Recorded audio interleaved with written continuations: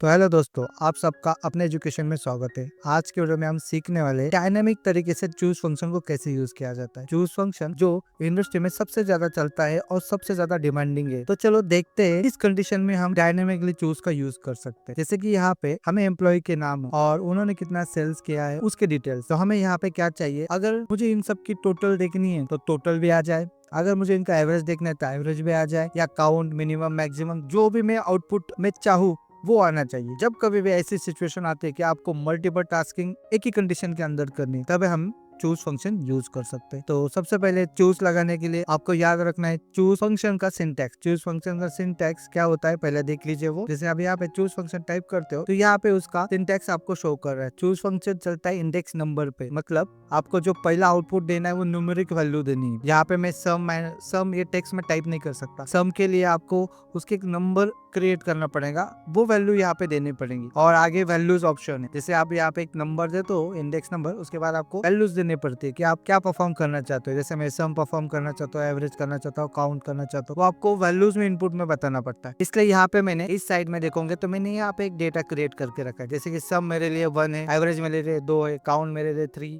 Minimum 4 and maximum 5। इन सबको एक numeric value देके रखी। तो चलो इसी वैल्यू के थ्रू चूज फंक्शन लगाते हैं और आउटपुट कुछ डायनामिकली निकालते हैं। तो सबसे पहले यहाँ पे हम इक्वल का साइन लगा के चूज फंक्शन लगाएंगे। तो यहाँ पे देखिए इंडेक्स नंबर, यहाँ पे हमें क्या देना है, इंडेक्स नंबर। तो इंडेक्स नंबर में बार बार टाइप नहीं करूंगा कि 1 2 3, तो मुझे एक सेल का पाथ दे देता हूँ मैं। लेकिन सेल के पाथ में मैं उसको नंबर का टाइप करने का नहीं बता सकता। जैसे कि मैंने यहाँ पे सेल का पाथ दिया ये वाला, तो उसको कैसे पता लगेगा कि यही सेल को लेना है। इसलिए हमें क्या करना पड़ेगा, इसको कंबाइन करना पड़ेगा वी लुकअप के साथ। तो पहले हम चूज लगाएंगे और चूज के इंडेक्स नंबर देने के लिए हम यहाँ पे वी लुकअप चलाएंगे। अगर आपको वी लुकअप नहीं पता है तो हमारी आप प्रीवियस वीडियो देखिए, वहाँ पे हमने वी लुकअप अच्छे से बताया। तो यहाँ पे हम जैसे वीलुकअप लिखते हैं तो वीलुकअप का सिंटैक्स आपको शो करेगा, क्योंकि हमें इंडेक्स देना है वो वीलुकअप के थ्रू देना है। यहाँ पे आपको क्या पूछेगा, लुकअप वैल्यू। लुकअप वैल्यू का मतलब होता है आप आउटपुट कौन से सेल में देने वाले हो। जैसे कि मैं यहाँ पे देने वाला हूँ तो मैंने इस सेल को सेलेक्ट कर लिया E21 कोमा, तो यहाँ पे टेबल आ रहे, यहाँ पे आप जो वैल्यू टाइप करने वाले हो कौन से डेटा में से ढूंढनी है। जैसे मुझे इस डेटा के रेफरेंस से ढूंढनी है तो इसको मैं सेलेक्ट किया, कोमा, नंबर ऑफ कॉलम 2, क्योंकि हमें सेकंड कॉलम की वैल्यू चाहिए, और एग्जैक्ट मैच के लिए 0 टाइप किया और ब्रैकेट क्लोज कर दिया। तो यहाँ से अगर मैं E21 में सम लिख दूंगा तो उसको पता लगेगा सम मतलब 1 नंबर जो हमने उसको टेबल रेंज दी उधर से। अगर मैं यहाँ पे एवरेज लिख दूंगा तो उसको पता लगेगा कि वो 2 है। तो ये इंडेक्स नंबर आपको वीलू के थ्रू मिल जाएगा चूज के लिए, आगे बढ़ने के लिए कॉमा। अभी यहाँ पे वैल्यूज पूछ रहा है। वैल्यूज मतलब क्या है, वैल्यूज का मतलब होता है आपको क्या परफॉर्म करना है, आपको जो भी फॉर्मूले परफॉर्म करने हैं आपको वैल्यूज में लिखना है। जैसे मैंने 1 दिया सम के लिए तो सबसे पहले मैं यहाँ पे सम लगाऊंगा और डेटा रेंज को सेलेक्ट करूंगा, ब्रैकेट क्लोज करूंगा, फिर कॉमा। अगली वैल्यूज में जाने के लिए कॉमा करना पड़ता है, तो कॉमा करेंगे तो सेकंड वैल्यूज में यूज करने वाला एवरेज, एवरेज को यहाँ डेटा रेंज और ब्रैकेट क्लोज। यहाँ पे ना वैल्यू सेल के अंदर इंक्लूड होके गई है क्योंकि डेटा रेंज ज्यादा है। तो आप यहाँ फॉर्मूला बार पे भी देख सकते हैं हम कहाँ पे। तो यहाँ पे हमने थर्ड कॉमा यूज करते हैं और आगे क्या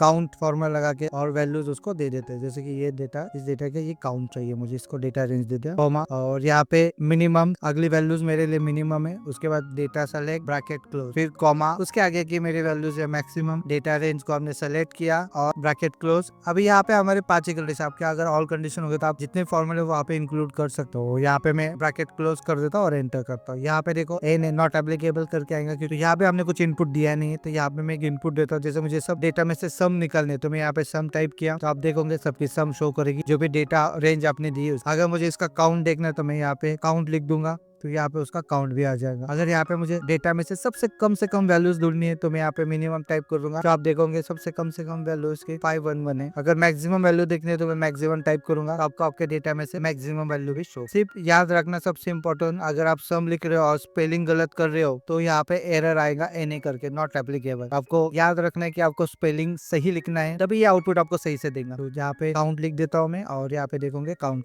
का फॉर्मूला वर्क करेगा। तो चूज क्या काम करता है, सबसे पहले आपको उसको इंडेक्स नंबर देना पड़ता है और इंडेक्स नंबर के बाद उसके वैल्यूज देने पड़ते हैं। तो याद रखना सबसे ज्यादा यूज होता है, काफी यूजफुल फॉर्मूला है। तो आज के वीडियो में इतना ही करते हैं, तो मिलते हैं कल और एक नए वीडियो के साथ। तब तक के लिए टेक केयर और सीखते रहिए और आगे बढ़ते रहिए।